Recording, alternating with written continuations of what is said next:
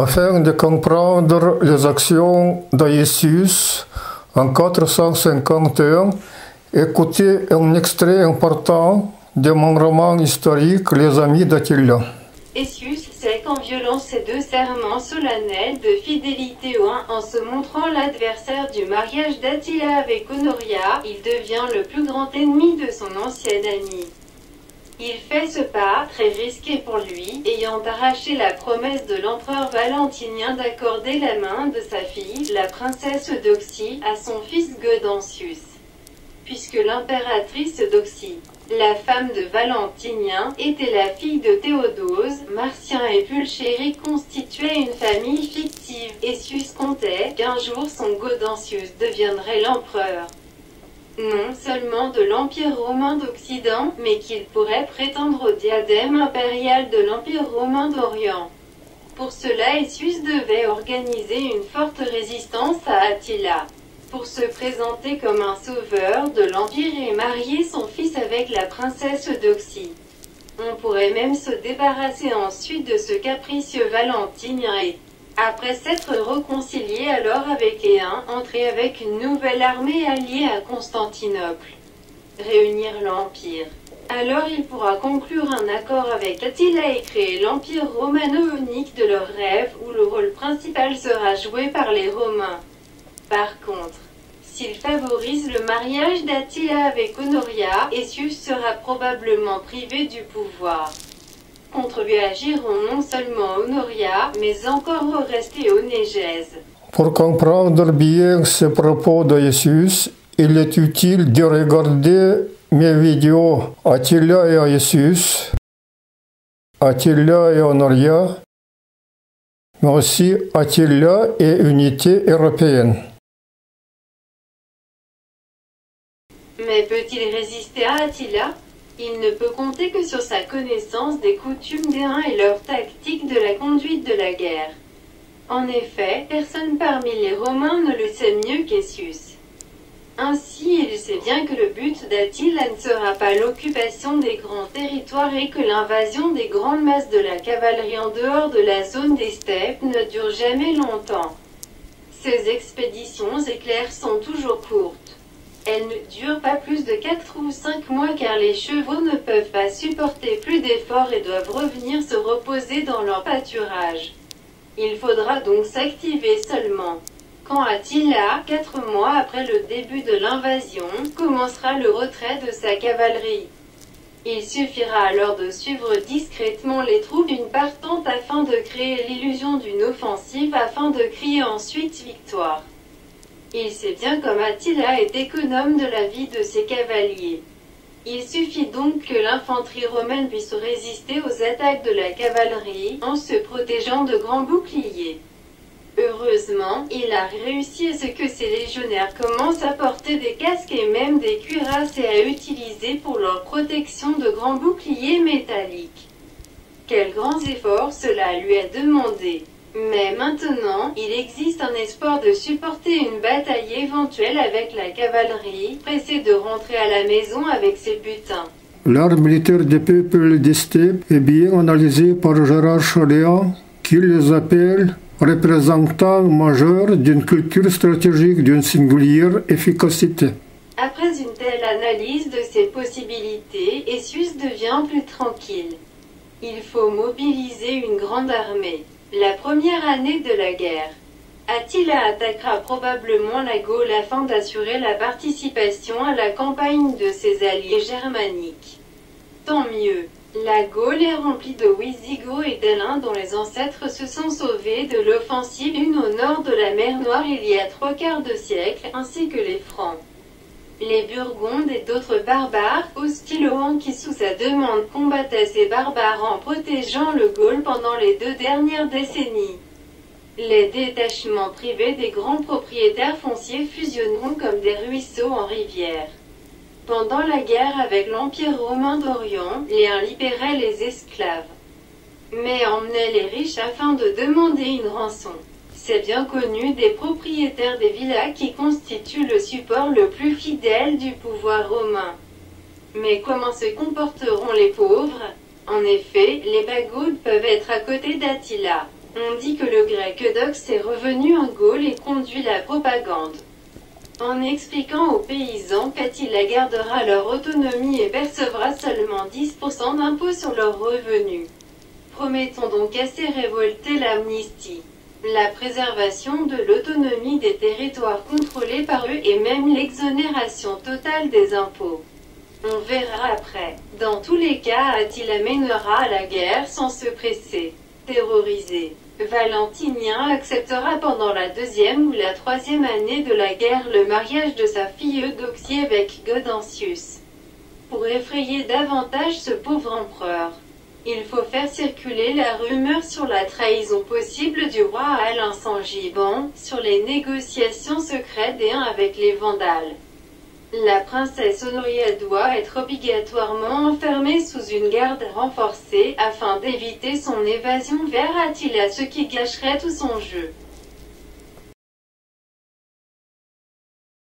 Attila part avec la grande armée assiéger Orléans et conseille à Oreste d'établir son camp sur les champs cataloniques.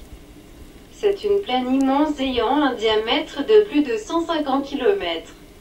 Attila est passé par la partie nord de cette plaine sur le chemin de Metz à Reims et Paris.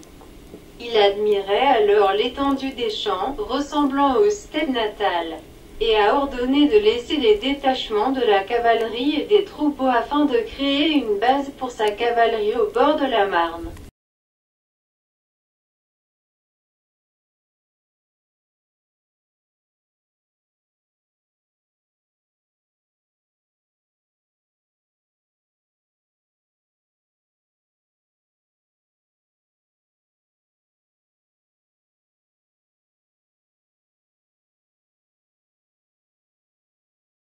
L'armée une traverse la Seine et avance par une route romaine vers la ville de Châlons et entre dans les champs cataloniques. Attila est impatient de voir ses guerriers reposer et sa cavalerie atteint vite le camp principal à l'endroit de la fusion de la Marne et de l'Ornain. L'infanterie germanique reste en arrière sans protection de la cavalerie. Les troupes Decius les suivant et ne les ayant pas dérangés jusque-là, tous sont assez insouciants.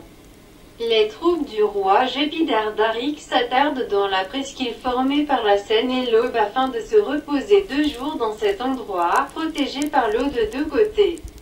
Ardaric est même content du départ des cavaliers puisque ces derniers temps Attila est devenu plus autoritaire et le roi Gépide commence à mal supporter sa situation de vassal. Il est maintenant pour 2 jours le maître absolu, seul avec ses guerriers. Sur les collines de l'autre côté de la Seine, les Romains se sont aussi retranchés dans un camp. Leur fortification montre bien que ces trembleurs ne les dérangeront pas. Il comprend parfaitement les idées d'Attila, mais s'il est tellement autoritaire, que se passera-t-il après lui? Ses fils Élac et Dengizik se comportent d'une manière hautaine avec les vassaux. C'est vrai qu'il y a aussi le jeune Géisum, le fils d'Attila et de sa sœur princesse Gépide. Ardaric attendait beaucoup de ce mariage, mais Attila aimait seulement Kérékao et après sa mort est apparue la princesse Honoria. Maintenant l'empereur ne pense plus qu'à cette ancienne Augusta. Pour la princesse Gépide il n'y a presque plus aucun espoir de devenir l'impératrice une. À l'occasion de l'heureux achèvement de cette campagne militaire, Attila organise une grande fête du soleil. En regardant les jeux guerriers, le général Béric dit à Attila: « Les cavaliers se sont bien reposés. Dans le courant de cette campagne, nous avons subi peu de pertes. Les 2 derniers mois se sont passés sans bataille. Pendant ce temps, tous les blessés se sont rétablis, tous les mutilés sont rentrés dans leur pays. Les cavaliers voudraient maintenant terminer la campagne par une grande bataille sur ces champs pour raconter ensuite leurs exploits. Attila approuve cette idée, je l'ai pensé aussi. Mais attendez que quelqu'un le propose. Il sera bien de battre Essius. Dans tous les cas, une bataille sur cette plaine veste ne présente aucun danger pour notre cavalerie. Nous verrons de quoi sont encore capables ces Romains misérables. » Il regarde Oreste, Onégèse et Décone et ses fils se trouvant à ses côtés. Nous ébranlerons l'imagination des peuples par une bataille gigantesque. Mais nos pertes doivent être minimales. Ce n'est que la première année de la guerre. Un chaman, qui l'accompagne, dit: J'ai vu cette bataille en rêve. Il ne sera ni vainqueur, ni vaincu, mais ton grand ennemi sera tué. Attila s'exclame: C'est parfait. Cette fois ça me suffit. Arrive au galop un cavalier. Les Frondetius ont attaqué l'armée gépide qui dormait. La bataille a duré toute la nuit, il y a beaucoup de morts et de blessés. Ardaric est obligé de quitter son camp pour rejoindre nos forces principales. Attila s'étonne: Je ne pensais pas qu'Essius oserait nous déranger. C'est un peu dommage que nous ayons déjà évacué une partie de nos troupes de la Gaule. Il ordonne au roi Ostrogo Valamir: Envoie ta cavalerie afin de protéger le retrait d'Ardaric. Valamir galope avec ses cavaliers à l'aide d'Ardaric. On ne peut plus éviter maintenant une grande bataille. Il est pressé d'aider les Gépides et s'inquiète pour eux, puisque les Goths et les Gépides ont la même origine. Béric, leur ancêtre légendaire, est arrivé à l'embouchure de la Vistule de la Scandinavie avec 3 navires. Et les ancêtres des Gépides étaient dans le dernier navire. C'est pourquoi les Goths les appellent les lents et paresseux. Le cœur de Valamir se serre involontairement. Les Visigoths, les alliés principaux d'Essius, constituaient avec ses ancêtres un peuple de Goths. Cette unité existait il y a 2 siècles, mais bientôt les Ostrogoths et les Visigoths devront lutter les uns contre les autres. Mais qui est coupable de cette situation pénible? Valamir appartient à la famille royale Amal, famille des héros descendants du dieu scandinave de la guerre, Goth, dont un arrière-petit-fils était leur ancêtre légendaire Amal. Tandis que le roi wisigoth Théodoric appartient à une famille noble mais moins prestigieuse, les Beltes, qui signifient les hardis. Les Ostrogoths continuent à vivre sur la terre de leurs ancêtres, ils se sont soumis aux uns après une résistance digne, participaient avec ceux-ci aux guerres victorieuses et ont obtenu graduellement une large autonomie. Les Visigoths se sont enfuis sans bataille avec les Huns et maintenant ont un royaume autonome au sud de la Gaule.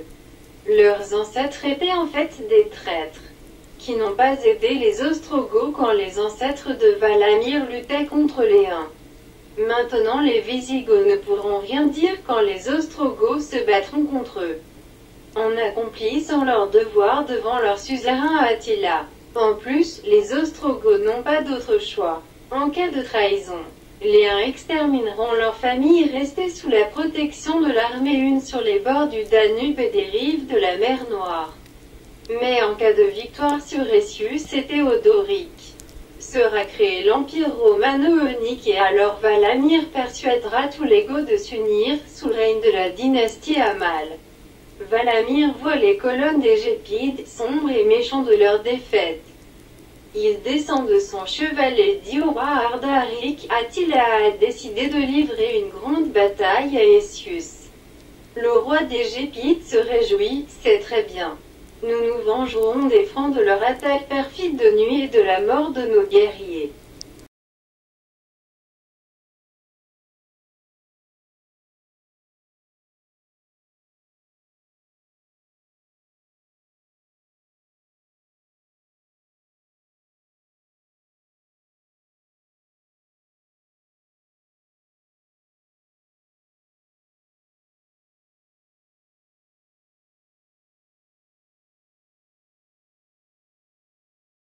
Essius était content de suivre prudemment l'armée une quittant la Gaule, en présentant ses actions comme la poursuite d'un adversaire reculant. Il expédiait à Ravenne sans cesse des bulletins sur la libération des villes. Les chefs des alliés, d'abord timides, commencent à croire peu à peu à la fuite des Huns sous la peur de leurs armées coalisées. Ils deviennent progressivement de plus en plus et plus belliqueux. Le prince wisigoth Torismond, jeune et fougueux, commence à parler souvent du désir de se venger des Huns, de la honte de ses ancêtres et de punir les Ostrogoths, ces traîtres devenus les plus fidèles vassaux d'Attila. Son père Théodoric reste plus tranquille, mais commence à éprouver aussi l'idée de la bataille avec les Huns. Cette invasion d'Attila l'a empêché de commencer la guerre contre Genséric, le roi des Vandales, dont un fils a épousé une de ses filles. La princesse Wisigothe, accusée de participation au complot d'une partie de la noblesse vandale contre Genséric, très despotique, était renvoyée à son père avec le nez et les oreilles coupées. Esius dit qu'Attila négociait avec ce Genséric inhumain, qui a exterminé au début de son règne la famille de son prédécesseur, pour inciter les Vandales à frapper les Visigoths par derrière. L'ardeur guerrière monte davantage quand arrive enfin l'armée du roi à Burgonde-Gondioque. Les francs du roi Mérové voulaient se venger des Huns et de leurs alliés germaniques de la dévastation d'une partie de leur pays sur le Bas-Rhin. Pour provoquer la bataille, ils se décident d'attaquer les Gépides, l'arrière-garde de l'armée d'Attila. Les Francs déclarent une grande victoire. Disent que les Gépides ont perdu 3 fois plus de guerriers qu'eux. Les Francs réussissent à s'emparer de quelques chariots chargés de butin. L'éclat de l'or, de l'argent et des pierres précieuses provoque un désir irrésistible de s'emparer de tous les trophées de l'armée Hun. Quelques vieux guerriers burgondes racontent à cette occasion une attaque heureuse de l'armée Hun d'Octar, oncle d'Attila, dormant après le festin à l'époque de leur lointaine jeunesse. On oublie toutes les défaites. Prudent, le roi Alain Sangiban seul se tait, mais la plupart de ses guerriers cèdent aussi à l'humeur qui règne. On parle de plus en plus souvent de la prudence excessive d'Esius. Tout le monde se rappelle son amitié de longue date avec Attila. Commencent à circuler des rumeurs sur la possibilité d'un complot entre les deux amis. Mais Esius est un homme fier, courageux et déterminé. Si tous ces barbares veulent se battre, il est prêt à leur accorder un tel plaisir qu'ils s'entretuent sur ces larges champs. Il est sûr de survivre avec la majorité de ses légionnaires retranchés sur les collines, protégés par des murs de boucliers et de longues lances. Attila ne perdra même pas beaucoup de temps pour des attaques inutiles de cavaliers contre les légionnaires rangés, mais s'occupera de ses braillards alliés du Nord, qui à la première occasion redeviendront des ennemis. Dans 2 jours, les Huns partiront et lui, Esius, criera sa victoire. Esius sourit, ferme ses yeux et imagine le mariage de Gudensius avec la fille de Valentinien. Ensuite, il dépose sur la tête de son fils le diadème impérial. Il ouvre les yeux et donne l'ordre aux officiers. Traverser la Seine et commencer l'offensive en direction de la ville de Châlons. Les troupes traversent la Seine et se rangent en larges colonnes qui commencent à avancer avec la musique. Les détachements de cavaliers et ostrogoths apparaissant et ensuite disparaissant derrière les collines donnaient l'agréable sensation d'un adversaire reculant devant leur offensive. Attila prépare ses Huns à attaquer d'abord la cavalerie allemande et burgonde. Il concentre toute son infanterie germanique contre l'infanterie de l'adversaire. La cavalerie des lacs doit couvrir les flancs et l'arrière de l'infanterie des alliés et compenser ainsi la supériorité numérique de l'infanterie d'Esius. Les Ostrogoths et les Visigoths restent les uns contre les autres. Le temps passe. Personne ne veut commencer l'attaque le premier. Attila attend afin d'avoir moins de pertes parmi ses guerriers. Esius ne veut que tenir bon, il ne pense même pas à une attaque absolument impossible de l'armée d'Attila. Tous les deux ont dormi peu, ils se souviennent des années de leur amitié.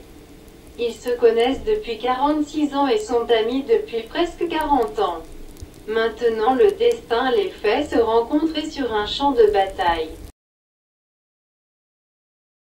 Déjà 3 heures de l'après-midi. Autour de l'empereur se réunit une foule épaisse de commandants attendant l'ordre.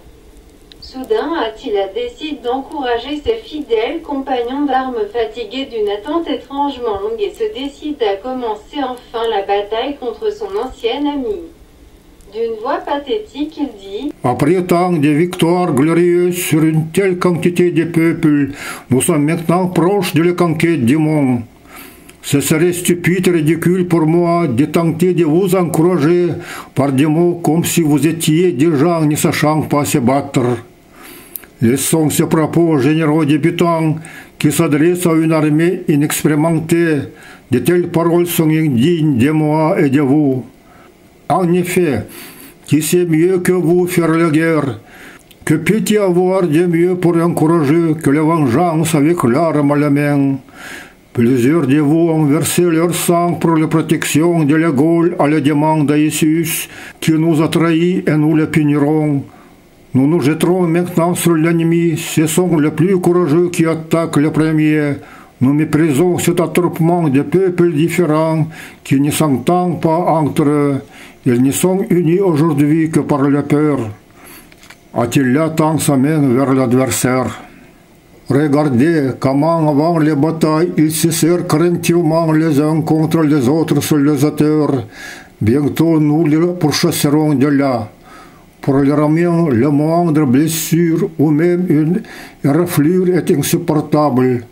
Pendant que, cachés derrière leur bouclier, ils resteront entassés en masse immobile, attaquer les Alains, les Burgondes et les Visigoths. Vainquons vite leur cavalerie, coupons ainsi les nerfs et les tendons de l'armée ennemie. Les yeux du commandant s'allument, ils serrent fort leurs lances et les manches de leurs épées. Jetons-nous sur l'ennemi avec la fureur et le courage ordinaire pour vous. Vous êtes d'un, montrez votre résolution et supériorité de votre arme. Qu'un blessé tue son adversaire et celui qui n'a pas blessé les extermine. Ceux qui sont destinés à vivre survivront, mais ceux à qui il est destiné de mourir n'éviteront pas la mort même sans guerre. L'ennemi ne supportera pas notre attaque. Attila sort son épée du fourreau et la lève vers le ciel. La trompette sonne. Le commandant revient à leur détachement. Attila crie. Ce sont les plus courageux qui attaquent le premier. L'un en avant. Le hennissement des chevaux déchire le silence, leur galop fait trembler le sol. Oreste est sur la tour de guerre érigée au milieu d'une enceinte de chariots. Il voit l'attaque de la cavalerie une. Comment se heurtent les Visigoths et les Ostrogoths, les forces principales de la cavalerie une avec les cris de guerre repris par 100 000 bouches. Se jettent sur les Alains et les Burgondes sans faire aucune attention à l'infanterie romaine. Les carrés romains et gépides, francs et germaniques se rapprochent lentement et commencent à se battre. Les Romains doivent repousser avec les lances les attaques fréquentes de la cavalerie des lacs sur leur flanc et derrière en se protégeant des nuages de flèches par les murs de boucliers. Oreste voit avec surprise les légionnaires portant des cuirasses si détestés par eux et même des casques lourds. Un cavalier ostrogoth parcourt les troupes avec le cri triomphal. Le roi Théodoric est mort. Il a été tué par le noble Andagie. Oreste connaît cet officier de la famille royale à mal. Il s'écrie « Vive les Ostrogoths !» Une clameur victorieuse s'élève de rang de ses guerriers « Vive les Ostrogoths ! Hurrah !» Les Huns mettent en déroute les cavaliers Alains et Burgondes et une grande partie de leur détachement disparaît derrière l'horizon en poursuivant les deux armées des alliés romains fuyant en panique. Attila reste avec l'autre partie de sa cavalerie pour commander la bataille de son camp. En voyant qu'Attila n'est plus entouré par une armée nombreuse, les Visigoths attaquaient les Huns. Mais les Ostrogoths, reformés et reposés après un retrait temporaire dans leur camp, traditionnel pour leur tactique, se jettent avec une nouvelle force sur les Visigoths. Oreste aussi envoie les renforts. Plusieurs Goths n'ont plus leur lance, rester sur les corps de leurs adversaires ou de leurs chevaux. On se bat donc essentiellement avec les épées. Beaucoup de guerriers ont deux glaives, une longue épée dans la main droite et une latte dans la main gauche. Certains se battent avec une arme qui ressemble à une anse à deux extrémités. Une coupante et l'autre perforante. Enfin Attila emmène ses guerriers se reposer dans le camp central et pourchasse les Visigoths approchés par un nuage de flèches. En craignant un coup fort de la cavalerie une et ostrogoth après le repos, la cavalerie Visigoth se divise en quelques petites armées. Bientôt, la cavalerie une et Visigoth. Dispersés en détachements, commence un jeu de poursuite et d'évasion sur tout l'espace immense des champs cataloniques. Dans le cas extrême, les cavaliers wisigoths se sauvent parmi les carrés romains et sortent de nouveau quand s'éloignent les cavaliers attirés par la poursuite des autres détachements de l'adversaire. Les Romains occupés par l'observation continuent des manœuvres de la cavalerie des lacs, rangés dans les carrés impénétrables, font lentement reculer l'infanterie de l'adversaire, moins nombreuse mais bien protégée par la cavalerie, et qui se bat avec une assurance tranquille. Certains détachements entrent dans ce carré d'un côté et sortent ensuite de l'autre côté et disparaissent derrière les collines. La nuit tombe, les trompettes une se mettent à sonner. L'infanterie germanique se retire en ordre vers les endroits où appellent d'invisibles clairons et des signaux lumineux. Au reste s'étonne que les Romains restent avec l'infanterie alliée sur place dans les carrés spontanément rapprochés ou montés sur les hauteurs. Pourquoi leurs trompettes ne sonnent pas? Où est Essius? Effectivement, les Romains ont perdu leur général. Il n'apparaît que tard dans la nuit accompagné d'un détachement de Wisigoths qui l'ont retrouvé. Aux questions de Salvien et des autres officiers qui l'entourent aussitôt, Essius explique « Je me suis égaré dans l'obscurité. Ensuite je suis tombé sur un camp. J'ai réussi à me sauver. J'ai dû me cacher souvent dans l'herbe ou parmi les buissons en revenant avant de trouver un campement wisigoth. Tous sont ébranlés. Leur commandant a failli être capturé. » Dans l'esprit de Salvien et de plusieurs autres officiers vient la même idée, peut-être, en réalité Essius a-t-il rencontré son ami Attila. Le matin, les champs cataloniques sont couverts jusqu'à l'horizon par les guerriers et chevaux morts et blessés. Ce sont principalement des Alains et des Burgondes abattus par les Huns pendant leur fuite. Essius tâche d'encourager ces légionnaires qui n'ont pas subi de grandes pertes nous avons vaincu. La cavalerie ne peut rien faire avec nos carrés. Il ne reste plus rien d'autre à faire à Attila que de reculer. Il reforme les carrés de son infanterie et prend des positions commodes non loin du camp d'Attila. Essius fait passer à tous les carrés le même message, Attila est en réalité encerclé. Les Wisigoths sont de l'autre côté. Ces fantassins rangés ne peuvent point vérifier cette affirmation, mais on veut tellement le croire. Sur tout le champ, on voit des groupes de cavaliers ramassant les blessés et recueillant les armes. Les cavaliers qui s'approchent des carrés romains sont effectivement des Wisigoths. D'ailleurs, il est difficile de les distinguer des Ostrogoths. Les combattants sortent leur ration de campagne et déjeunent, boivent du vin. On redevient plus gai. Les Francs s'enhardissent et attaquent un camp, mais sont repoussés par des nuages de flèches et des tirs de catapultes. Attila est content. La cavalerie ennemie est détruite. Les cadavres des guerriers Alains et Burgondes ainsi que leur équipement jeté dans la panique couvrent les champs cataloniques sur une distance de plusieurs dizaines de kilomètres. Ils ont fui si précipitamment qu'en effet leur perte n'était pas aussi importante qu'il le semblait. Les Wisigoths sont démoralisés par la mort de Théodoric et la blessure du prince Torismond. Ils ne sont descendus des monts de Reims que pour trouver le cadavre de leur roi et recueillir les guerriers blessés. Les Huns ne les en empêchent pas. Le chaman a eu raison. Les cavaliers impéris sous les murs de Toulouse sont vengés. Attila récompense le courageux et noble Ostrogoth Andagi, de la famille royale Amal. Ses descendants seront fiers de son exploit. Le peuple Akatsiri a perdu beaucoup de guerriers pendant les attaques par les cavaliers des carrés romains, entreprises pour protéger le retrait en ordre de l'infanterie alliée.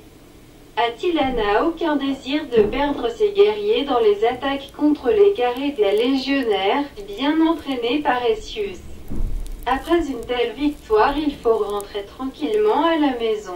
Attila dit à ses généraux qu'aujourd'hui et demain les guerriers se reposent et dorment tranquillement avant de reprendre la route. Ils le méritent.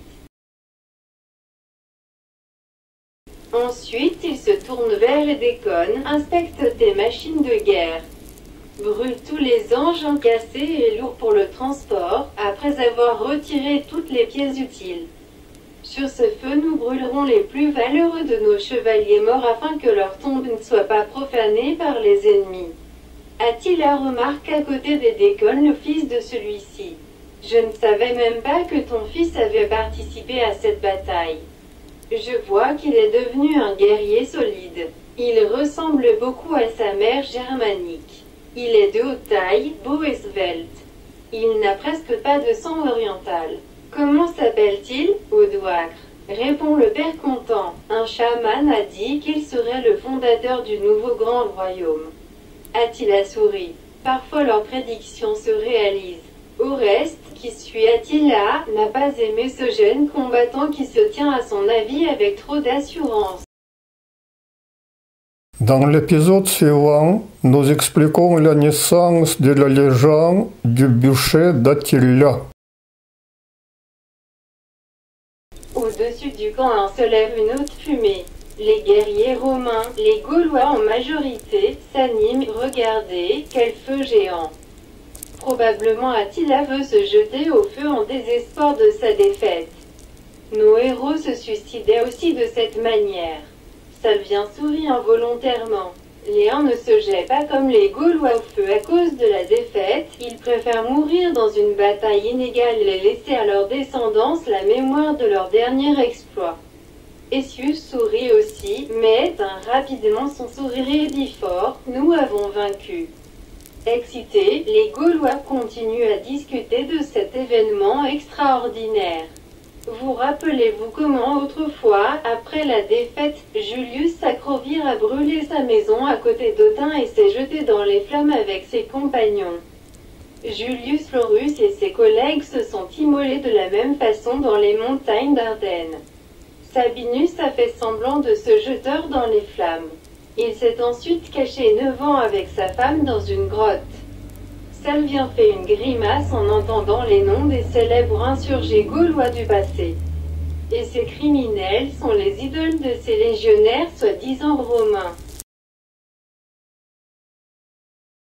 Quand tout le monde commence à se calmer, arrive Thorismon, la tête bandée, avec son détachement de cavalerie.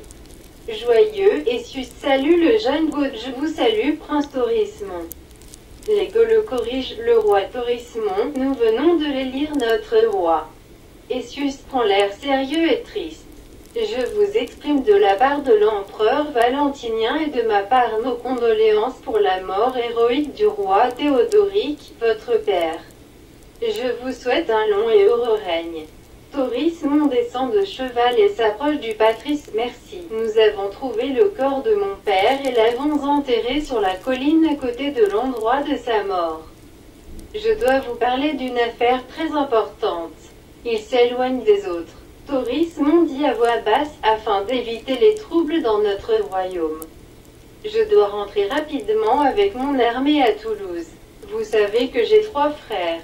Personne ne peut exclure de leur part une tentative de prise du pouvoir.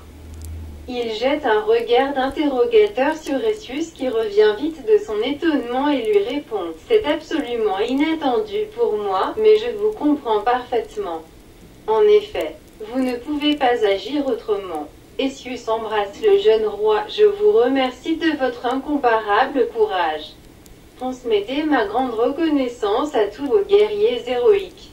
Vous êtes entrés dans l'histoire. » Thorismon prend congé, saute sur son cheval et s'éloigne au galop avec son détachement. Les légionnaires ne remarquent pas le départ des Visigoths de leur camp sur les montagnes qui se dessinent bleues au loin. Sur les champs cataloniques, les groupes de cavaliers continuent à ramasser les blessés et recueillir les armes. Oreste ne voit plus les Visigoths. Un détachement envoyé en reconnaissance au mont des Reims, situé au moins à une vingtaine de kilomètres, revient quelques heures plus tard et confirme le départ des Visigoths. Oreste propose à Attila, Essius est maintenant absolument perdu. Attaquons-le.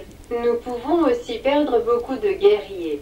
Je ne le veux pas. Essius, sans aucune cavalerie, ne peut plus appliquer qu'une tactique purement défensive. Il sera écrasé exactement comme Carus qui a été vaincu car par la cavalerie partent pourtant 4 fois moins nombreuses que l'armée romaine. À la différence du consul Carus.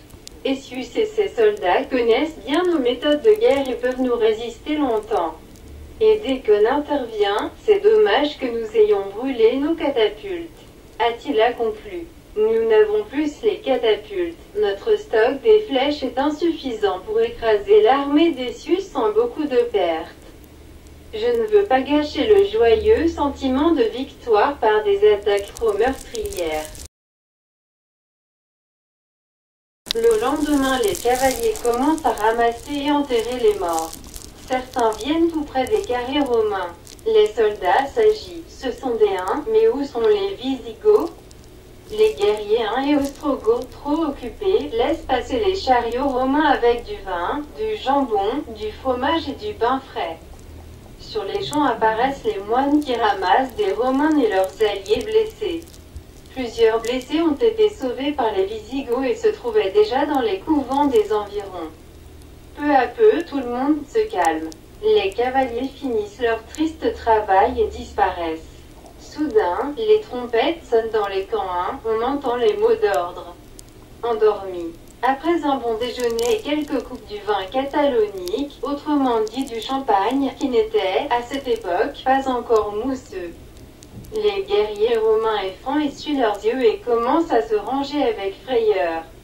En très peu de temps, l'armée une dans un ordre irréprochable, les drapeaux tongraïstes flottant au vent.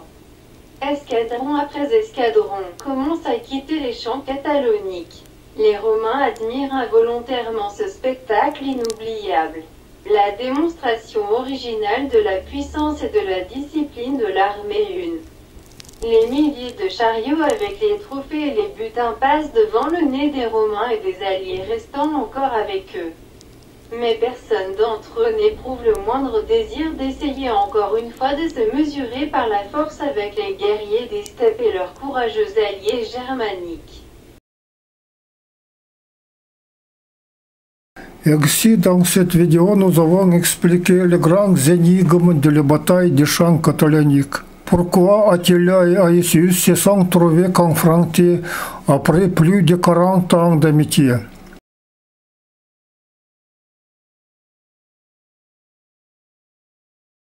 Pourquoi cette bataille n'a pas été localisée dans un endroit? Comment la légende gallo-romaine du bûcher d'Attila est née et les autres?